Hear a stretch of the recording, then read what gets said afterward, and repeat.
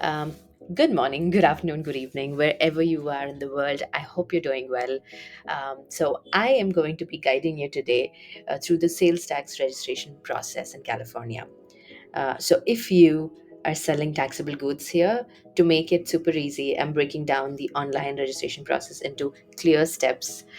Let's dive in. The first step is this is an underrated step, but I feel like gathering information has to be your first step.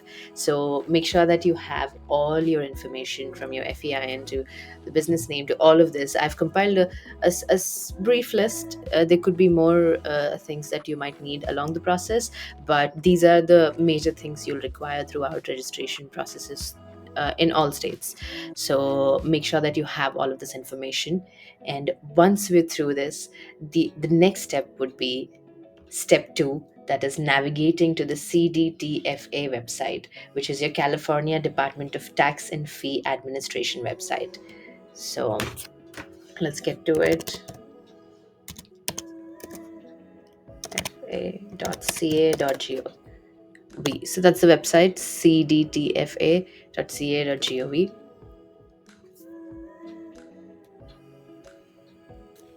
So this is your homepage for all things California taxes, and also, of course, for your sales tax registration that we're undertaking today. The first thing you're going to do is come down to this section, which is register for a permit, and click on register online. Now you can see that you don't see the option of sales tax or seller's permit directly here, but trust me, this is the right spot to be. The very first thing that you're going to do is create a username and password to request access to tax account information, and this is the first step that you need to do in order to submit an application to in the future. So let's click on that. I clicked on click log on, and now I'm going to be selecting the option that suits me. I'm the owner of the business, so that's the option I select. So, have you received a letter in the mail with a security code for the business to which you're requesting access? No, I have not done any proceedings with California State of Taxes yet. So, I'm going to click on no and fill in the required information.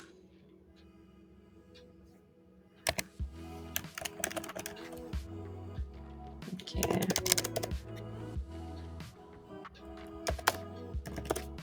There's no, you can select whatever is at your disposal. I am selecting driver's license.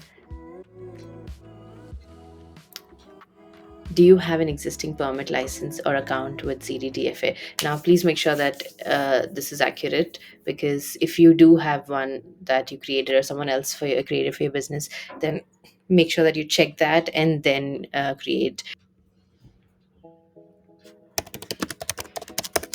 This is the part where you're going to be putting in your business address.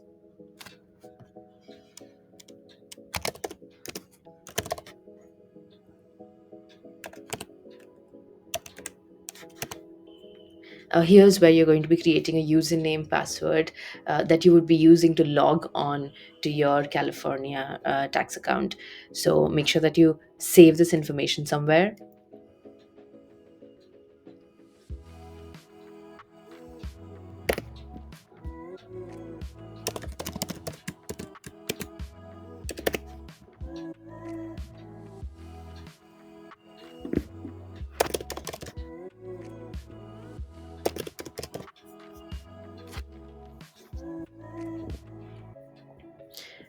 Okay, that's the information filled. Now we move on to the section which is going to ask you for an email. Now this will be the email that you will receive a security code on while you log in. So make sure that it's at your disposal. Cool. So I've filled in that information.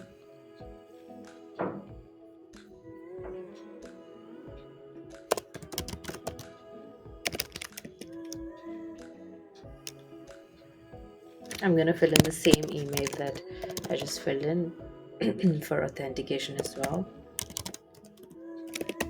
So this confirms your login information.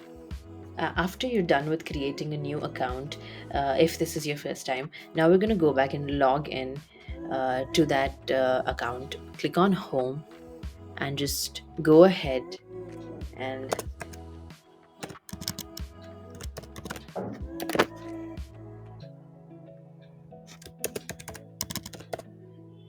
So once you put in your login information, it's going to be asking you for an authentication code. So you go ahead to your email and just put that here. Then you'll be able to log in. Okay, great. Now you are ready to start the application. So this is going to be a dashboard for your Cali file account, which is going to be used by us now to apply for sales tax permit as well as to file returns in the future. Okay, so now we can get started with the process of actually applying for sales tax registration. Um, this is where you're going to go. Click on register a new business activity. Since we're applying for a seller's permit, we're going to be clicking on selling items or goods in California. And check the other options. If any of the other options apply to you, you can go ahead and select that. I'm going to go ahead with this and answer some questions about my business activity. For me, all of these are no, but select it as it deems fit to your business.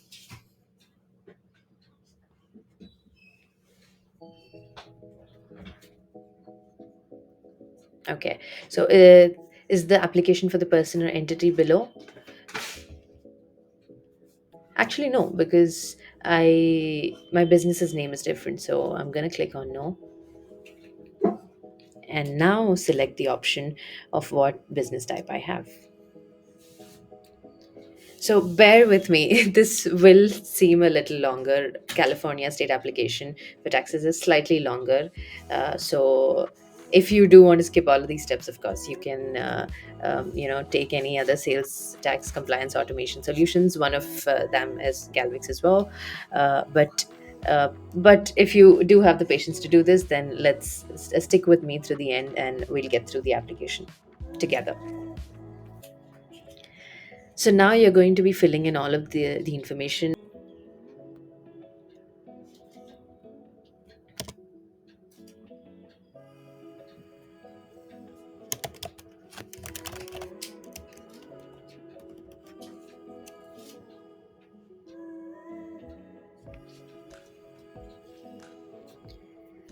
Do you have a current account with CDTFA? No, I do not. Seller's permit? Yes. Am I applying for a temporary permit? No. Now I'm going to go ahead and add my business address. Corporation address is nothing but your business's address.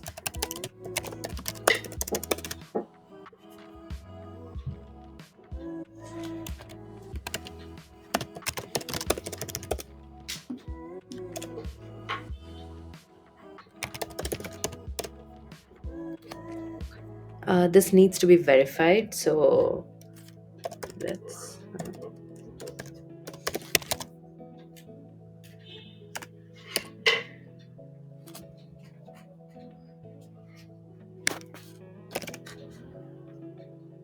Now this is my business location, so I'm going to click on yes.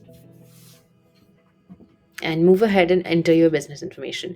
It would include your business name, the incorporation date, which means the date when you got incorporated as a business entity, the state, the country, which is US of course, and the number issued by the incorporation state for your business, the FEIN, and the contact information. So I'm going to go ahead and quickly do this. Okay, so that's the information filled. We're going to go ahead and click on next. This is the part where you're going to be adding a corporate officer, which is basically a responsible person that's going to be associated with this business.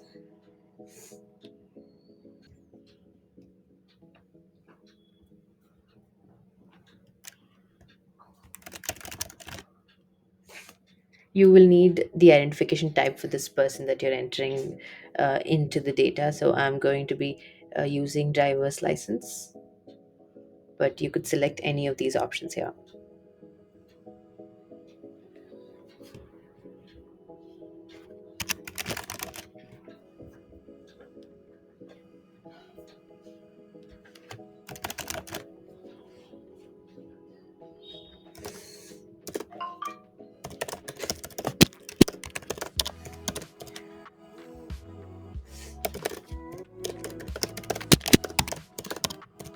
Okay, so we're done with that. I add the home address for this individual. Here you can add more than one corporate officers, which is more than one responsible people for the account or for the tax. Here you can add more than one individual responsible. I need only one, so I'm gonna skip this option and click on no. Now this is where you're going to be adding information on of contact people for A, your business activities, B, your booking records. For me, all of this individual is one. So I'm gonna go ahead and fill this information quickly. Now we're going to be entering more information about your business. So enter your business's payment methods. One, does it take, so will the business be accepting credit card payments? In case if it does, then you click a yes. For me, it's a no. Are you making internet sales? No. And this is the section we're going to be entering the NAICS code, which will be the code that will describe your business's primary activity. Now, you may already have this. If not, just type in a word, a keyword, and search. For me, this applies. So we're going to click on that and see the description, read it if it suits your business, if it's appropriate or not. And if it is, then let's click on OK, and that gets submitted.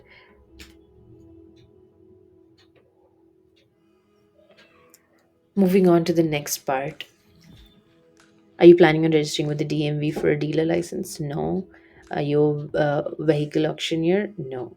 If you do have a retail location, a stock of goods, an inventory, a warehouse, then you're going to select yes. For me, it would be a no. Okay.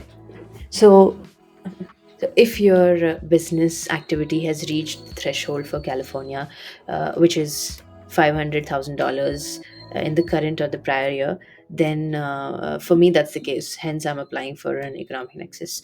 Let me know if you need more information on economic nexus and how to determine this for your business in California. I'll be happy to make another video for that. So for now, we're going to be selecting yes here and moving on. Are you installing a leasing equipment? No, I'm not.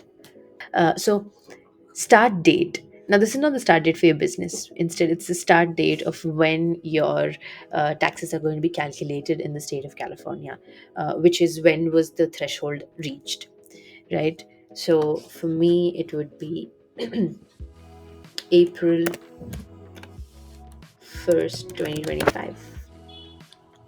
If you've been tracking your sales, then you would know, you would have an exact date. Or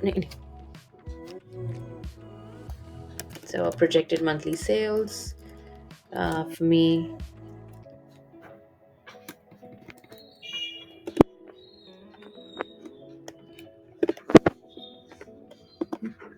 $10,000. Projected monthly taxable sales. Now,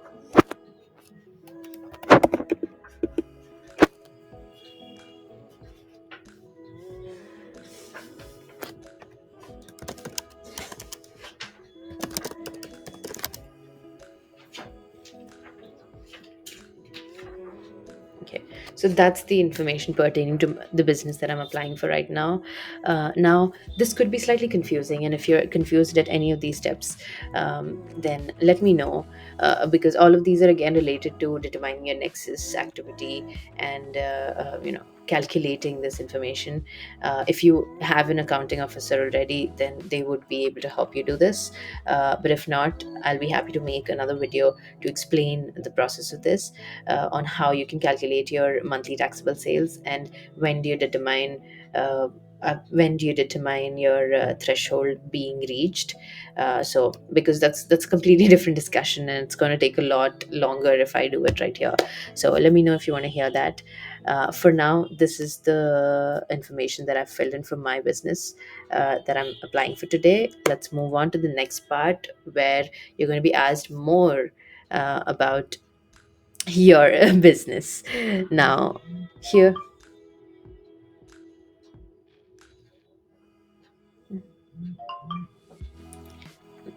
So you're required to select your addresses for mailing. Here's the section where you're going to be filling in supplier information.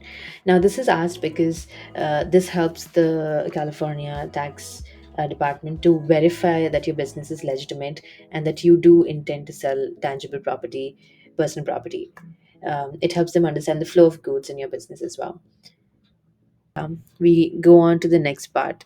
After the application that we just filled in, now the application is directly giving us our filing frequency, which would be how frequently you're going to be filing taxes with California. Now, for me, it would be quarterly.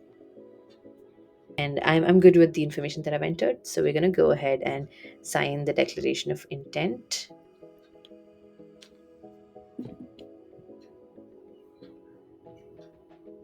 So this is the part where you're going to be submitting your application, and all that you submit after this is going to be final yes. And if you need to make any changes, then you'd have to call in the state and coordinate with them. So make sure that all the information that you've entered uh, is appropriate to your business. And once you're done with reviewing this, you can go ahead and submit it.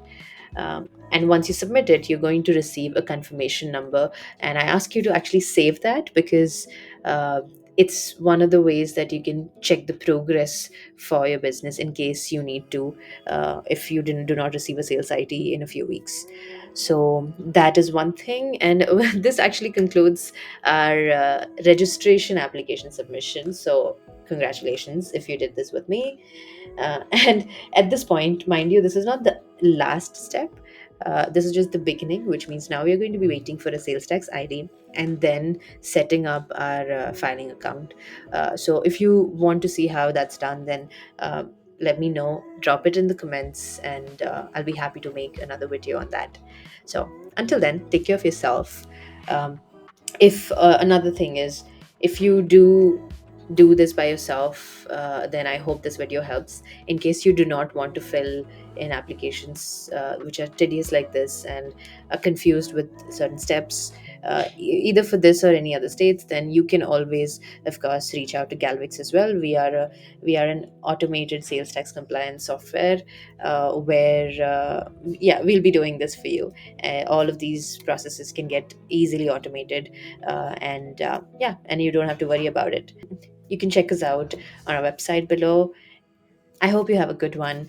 Until next time, bye bye, take care.